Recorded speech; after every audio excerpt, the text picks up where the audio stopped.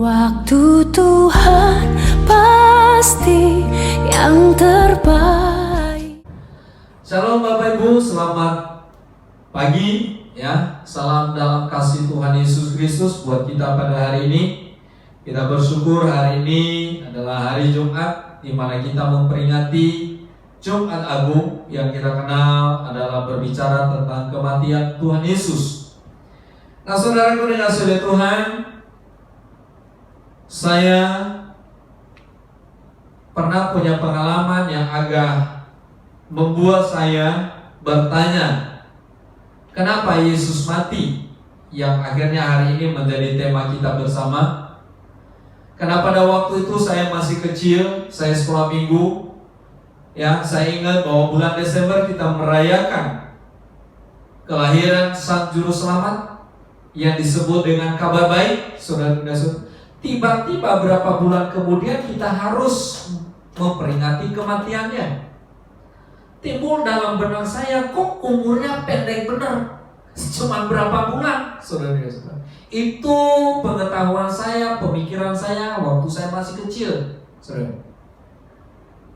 Tapi yang lebih mengherankan lagi, saudara-saudara, Tuhan, dalam hati saya timbul pertanyaan begini, kenapa Yesus mati, saudara-saudara? Ya. Kenapa Yesus mati?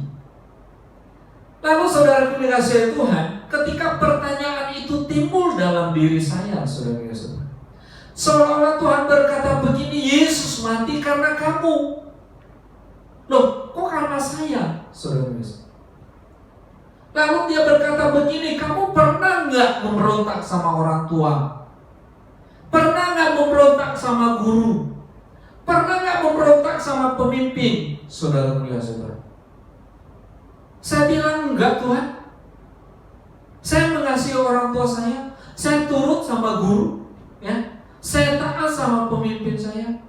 Tapi Tuhan sepertinya berkata lagi, pernah nggak kamu berbuat jahat sama temanmu? Pernah nggak kamu berbuat dosa? Langsung keingat Bapak Ibu, waktu itu suatu saat kami harus diperkenankan bawa barang di sekolah karena kami akan kerja bakti dengan anak-anak yang lain, saudara-saudara Tuhan, untuk membersihkan halaman sekolah. Nah, teman saya ini jahil, saudara. Dia bercanda tapi bercandanya agak mengenaskan. Akhirnya tiba-tiba saudara saya emosi. Saya kejar dia pakai parang, saudara. Waktu saya kejar dia pakai parang, saudara, saya lepaskan parang itu dari belakang. Saya tombak, saudara. Dan akhirnya karena dia lari dan jauh, ya, tidak kena badannya, kena tumit kakinya dan robek, saudara. Tertancap itu parang. Dan akhirnya langsung pada hari itu, ya, guru bawa dia ke menteri yang kami kenal pada waktu itu di desa, ya, menteri atau dokter, saudara. Kakinya diperban dan hari itu kami pulang. Tapi besoknya saya dipanggil sama guru. Kamu bertanggung jawab, kamu bayar pengobatannya. Kamu berani bayar berapa? Bisa bayar berapa? Saya bilang saya cuma berani bayar 1.500 rupiah. Itu pun cicil, saudara punya saudara. Ya, karena tidak punya uang, saudara. Akhirnya saudara punya saudara di sini menyadarkan saya, oh iya, menyakiti orang itu adalah sebuah kejahatan. Di situ akhirnya saya sadar, oh, berarti Yesus mati itu karena saya, saudara. Yesus mati itu karena kita, saudara dikasihi Tuhan. Yang artinya, saudara-saudara, ketika saya mendapatkan kebenarannya di dalam Yesaya 53, saudara-saudara, akhirnya diteguhkan, saudara, bahwa kematian Yesus disalib, Yesus dicambuk, sampai dia mati, saudara dikasihi Tuhan, itu bukan karena siapa-siapa, tetapi karena kita, saudara. Itu karena kita, saudara. Kenapa, saudara? Kita lihat di dalam Yesaya pasalnya yang ke-53 ayatnya yang ke-5 berkata begini. Yesaya 53 ayatnya ke-5 berkata begini, tetapi dia tertikam oleh karena pemberontakan kita, dia diremukkan oleh karena kejahatan kita, ganjaran yang mendatangkan keselamatan bagi kita ditimpakan kepadanya, dan oleh bilur-bilurnya kita menjadi sembuh. Saudaraku dikasihi Tuhan, kalau saudara baca ayat sebelumnya, berkata begini ayat 1 sampai yang keempat. Siapakah yang percaya kepada berita yang kami dengar, dan kepada siapakah tangan yang kuasa Tuhan dinyatakan? Sebagai berikut, ia tumbuh di hadapan Tuhan, dan sebagai tunas dari tanah kering, ia tidak tampan dan semarannya pun tidak ada, sehingga tidak memandang dia, dan rupanya pun tidak, sehingga kita menginginkannya. Ia dihina dan dihindari orang. Seorang yang sengsara, kesengsaraan, dan yang tidak menderita kesakitan. Ia sangat dihina sehingga orang menutup mukanya terhadap dia, dan bagi kita pun tidak ada masuk hitungan. Tetapi sesungguhnya penyakit kita lah yang ditanggungnya, dan kesengsaraan kita lah yang dipikulnya, padahal kita mengira dia kena tulah. Baru ayatnya yang kelima tadi, yang artinya menjelaskan saudara kondisinya saudara yang seperti itu, ya, yang membuat dia hina, yang membuat dia menderita, yang membuat disalib, dicambuk saudara sampai mati saudara. Itu karena pemberontakan kita. Itu yang pertama.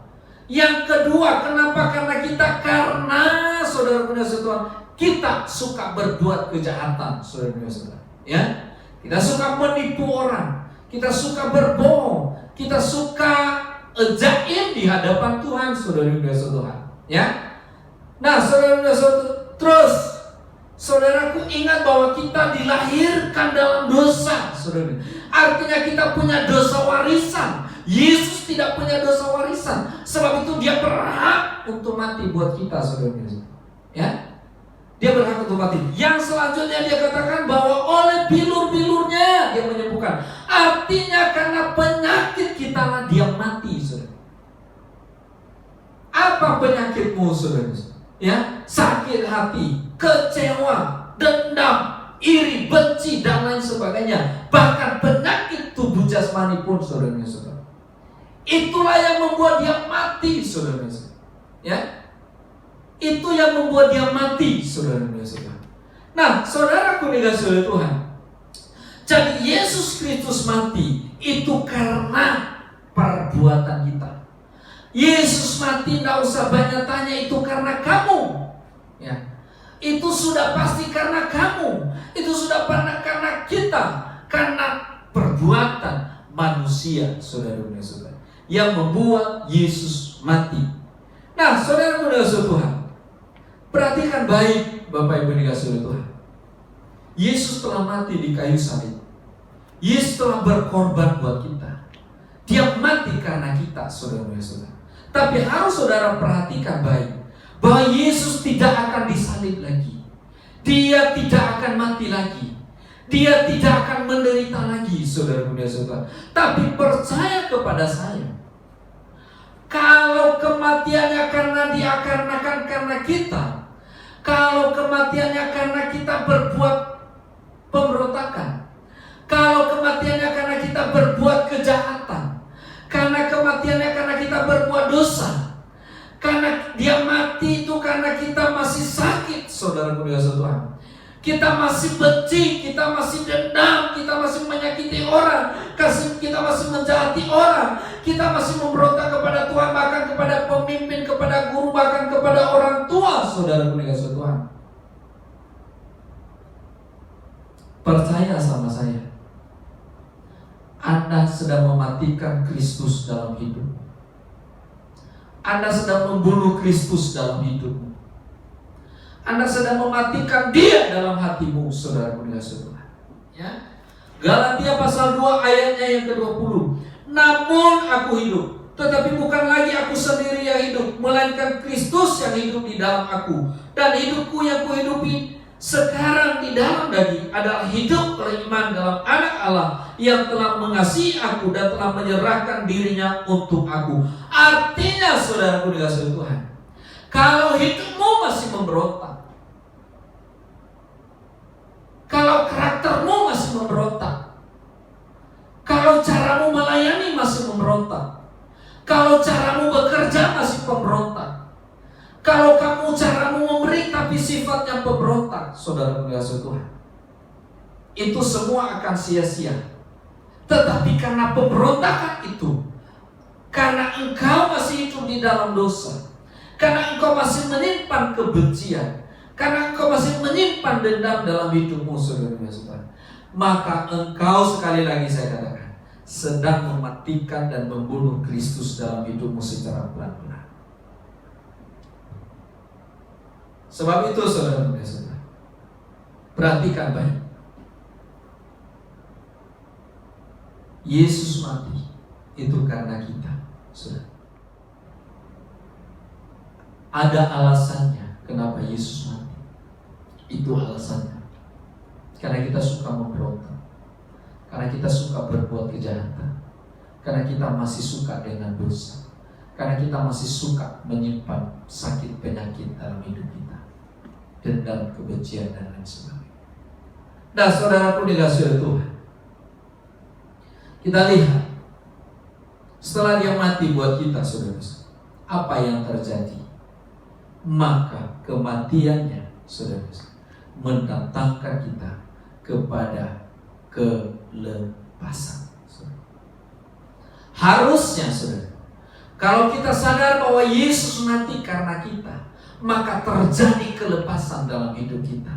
Artinya, saudara, kita lepas dari roh pemberontakan, kita lepas dari roh kejahatan, kita lepas dari roh yang terus berbuat dosa, yang terus memikirkan dosa. Kita lepas dari segala roh penyakit, saudara dikasihi Tuhan. Karena tujuan daripada Yesus mati, supaya diri kita terlepas dari cengkraman yang menyebabkan Yesus mati, saudara. Supaya kita terlepas dari cengkraman itu, dan kita akhirnya menjadi manusia yang terlepas dari ikatan kuasa pemberontakan, kejahatan, dosa, dan kebencian yang disebut dengan penyakit yang mengikat manusia, mengikat hati kita, mengikat pikiran kita, bahkan perbuatan kita, saudara-saudara. Itu tujuannya, supaya kita terlepas, saudara-saudara. Kalau engkau saat ini masih belum terlepas, engkau boleh berdoa kepada Tuhan, Tuhan, hari ini saya mau terlepas, Tuhan. Saya mau lepas dari pemberontakan saya. Saya mau lepas dari kejahatan-kejahatan saya. Saya mau lepas dari dosa yang mengikat saya. Saya mau lepas dari kebencian yang mendatangkan penyakit dalam hidup saya. Artinya, saudara-saudara Tuhan, ketika engkau sadar hal ini, berkata stop segala kejahatan, stop segala pemberontakan, stop segala dosa, dan stop segala kebencian dalam hidup. Sehingga engkau akan mengalami kemenangan bersama dengan Kristus. Yang artinya, saudara-saudara, ya, kita hidup di dalam Kristus adalah menjadi orang-orang yang lebih dari pemenang, saudara. Anda tahu hidup lebih dari pemenang, saudara-saudara. Kita melihat di dalam Roma pasal yang ke-8 ayatnya yang ke-37. Roma pasalnya ke-8 ayatnya yang ke-37. Tetapi dalam semuanya itu kita lebih daripada orang-orang yang menang oleh Dia yang telah mengasihi kita, saudara-saudara. Ayatnya ke-32, sebab aku yakin bahwa baik maut maupun hidup, baik malaikat-malaikat maupun pemerintah-pemerintah, baik yang pemerintah-pemerintah, baik yang ada sekarang maupun yang akan datang. Ayat 39, atau kuasa-kuasa, baik yang di atas maupun yang di bawah, ataupun sesuatu makhluk lain, tidak akan dapat memisahkan kita dari kasih Allah yang ada dalam Kristus Yesus Tuhan kita. Saudaraku dikasihi oleh Tuhan, ketika kita menjadi orang yang terlepas dari semua penyebab kenapa Yesus mati tadi, maka kita menjadi seorang pemenang. Tuhan bilang bukan hanya seorang, tapi menjadi lebih dari pemenang. Yang artinya saudara-saudara, kenapa kita lebih dari pemenang? Di dalam Roma pasal 8 ayat 37 itu, yang dimaksud lebih dari pemenang, saudara-saudara Tuhan, ya, karena saya percaya bahwa apa yang Yesus lakukan, peperangan yang Yesus lakukan, pertandingan yang Yesus lakukan, sampai dia mati dan dia menang atas maut, saudara-saudara Tuhan, dialah yang bertanding buat kita, dialah yang berperang buat kita, dialah yang menghadapi segala sesuatu yang harus kita terima, saudara-saudara Tuhan, ya, tapi dia memasang dirinya untuk berhadapan dengan maut. Nah, kemenangan itu, saudara-saudara Tuhan, Yesus berikan kepada kita. Itulah yang disebut bahwa kamu lebih dari pemenang. Amin. Ya. Karena kenapa? Kita mendapat kehormatan, kita diberikan kemenangan, saudara. Tanpa saudara harus dihukum, tanpa saudara harus disalibkan, tanpa saudara harus menderita untuk membayar dosa saudara, tanpa saudara harus dicambuk untuk menebus kesalahan saudara, tanpa saudara harus memikul salib, saudara-saudara, ya, untuk menebus pemberontakan kita, ya, tanpa tangan dan kakinya kita harus dipaku, saudara-saudara, untuk menebus setiap kesalahan-kesalahan kita, perbuatan kita yang tidak baik di mata Tuhan. Sebab itu, saudara, dia katakan lebih dari pemenang. Kemenangan Kristus diberikan buat saudara menjadi seorang yang lebih dari pemenang. Itulah sebab itu di dalam Roma pasal 38 ayat 37 itu berkata bahwa kamu lebih dari pemenang, saudara-saudara. Ya, kalau kita lebih dari pemenang, artinya saudara, saya sampaikan sekali lagi, bukan kita yang bertanding, tapi kita yang mendapat kehormatan, saudara. Kita yang mendapat kehormatan, kemenangan, dilepaskan dari segala kejahatan, saudara. Dilepaskan dari segala ikatan di dalam hidup kita. Nah, saudara-saudara, perhatikan baik.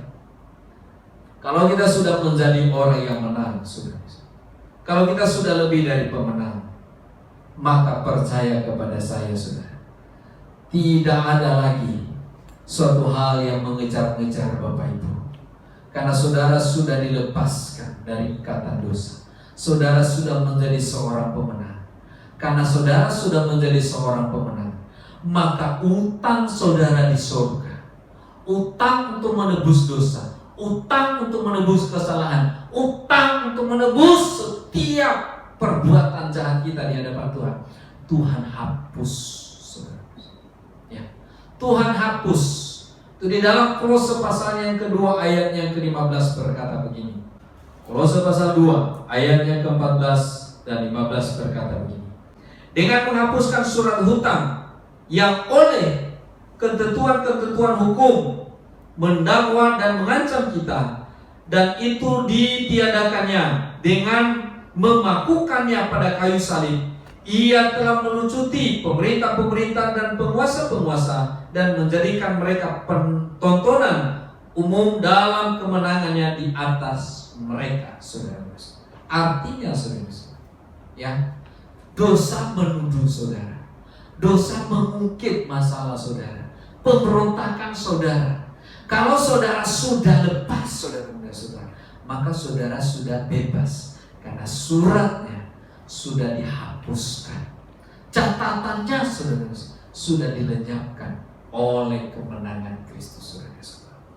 Lalu saudara-saudara Tuhan, hal berikutnya, saudara, kalau kita sudah menjadi orang yang terlepas dari semua ikatan itu, kita tahu bahwa segala kejahatan itu tadi, itu semuanya perbuatan si setan, perbuatan iblis yang merusak pikiran manusia, yang merusak hati manusia, yang merusak hidup kita di hadapan Tuhan.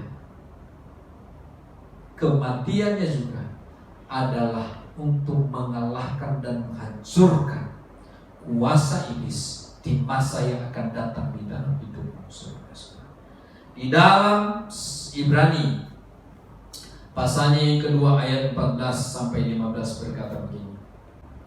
Karena anak-anak itu adalah anak-anak dari darah dan daging, maka ia juga menjadi sama dengan mereka dan mendapat bagian dalam keadaan mereka, supaya, perhatikan baik, supaya oleh kematiannya ia memusnahkan dia, yaitu iblis yang berkuasa atas maut, dan supaya dengan jalan demikian ia membebaskan mereka yang seumur hidupnya berada di dalam perhambaan oleh karena takutnya kepada maut. Saudara-saudara, ingat bahwa kematiannya, kalau kita sudah dibebaskan, kita sudah dihapuskan dosa kita, sudah dihapuskan surat kejahatan kita, kematiannya adalah mengalahkan dan menghancurkan kuasa si iblis.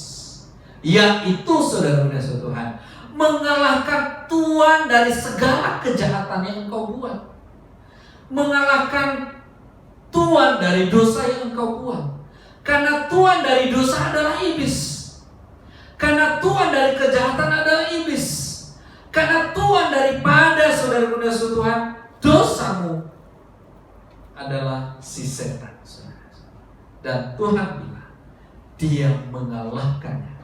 Sebab itu dia menjadi sama dengan kita, dan dia mati di kayu salib untuk mengalahkan itu.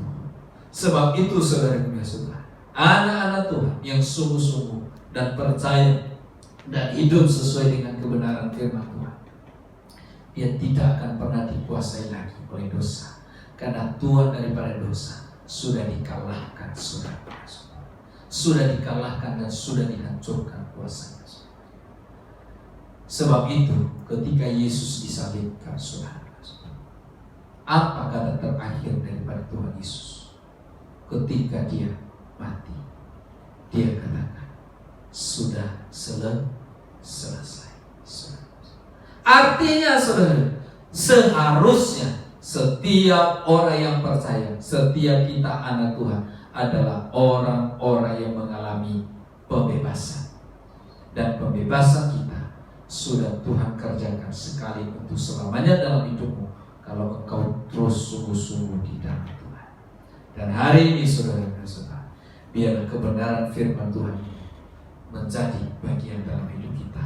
Mari kita bawa hidup kita di dalam kelepasan, karena Yesus mati karena kita, dan kematiannya mendatangkan kita kepada kelepasan. Dan kelepasan itu mendatangkan kita untuk hidup menjadi seorang lebih daripada pemenang. Karena kita mendapatkan kebebasan, kita mendapatkan kemenangan yang Tuhan kerjakan dalam hidup kita. Akhirnya, saudara-saudara, utang dosa kita, catatan dosa kita dihapuskan. Dan ingat, saudara, tidak hanya berhenti di situ. Kuasa iblis yang mempengaruhi Anda untuk berbuat kejahatan, yang mempengaruhi Anda untuk berbuat dosa, yang mempengaruhi Anda untuk terus berbuat hidup di dalam roh pemberontakan, Tuhan sudah hancurkan kuasanya, saudara. Apalagi yang membuat Anda tidak bisa menang? Apa yang membuat Anda tidak bisa mengalami kuasa Tuhan, saudara? Cek diri kita, apakah masih kita diikat oleh hal ini? Kalau masih, doa sama Tuhan, Tuhan, hari ini saya mau lepas, saya mau menjadi orang lebih dari pemenang. Karena saya percaya, saya tidak perlu lagi untuk harus bertanding untuk menjadi orang yang menang. Tapi Engkau telah menang lebih dahulu, dan kemenangan itu adalah menjadi bagian dari hidupku. Sehingga saya hari ini dibebaskan. Saya lepas dari roh pemberontakan, saya lepas dari dosa, saya lepas dari sakit penyakit, saya lepas dari segala kejahatan di dalam nama Tuhan Yesus. Kita berdoa, Bapak Ibu. Terima kasih, Tuhan. Sebentar lagi Bapak Ibu akan terima perjamuan kudus. Persiapkan hatimu dan mempersiapkan imanmu kepada Tuhan. Terima kasih Tuhan. Dalam nama Tuhan Yesus kami bersyukur. Dalam nama Tuhan Yesus kami berterima kasih. Dalam nama Tuhan Yesus kami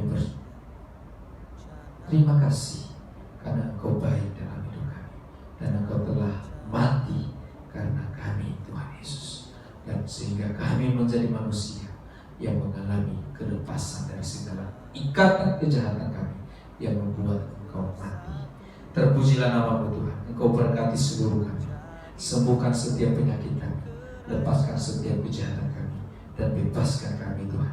Bahkan kami percaya sekarang selamanya di masa yang akan datang, kuasa si iblis yang mempengaruhi pikiran kami, yang mempengaruhi tubuh kami, yang mempengaruhi hati kami untuk berbuat kejahatan, pemberontakan, dosa, dan kebencian lain sebagainya, kami percaya Tuhan dari segala yang jahat Engkau sudah hancurkan, maka dia tidak berkuasa lagi dalam hati kami, dan dia tidak mempengaruhi lagi hidup kami.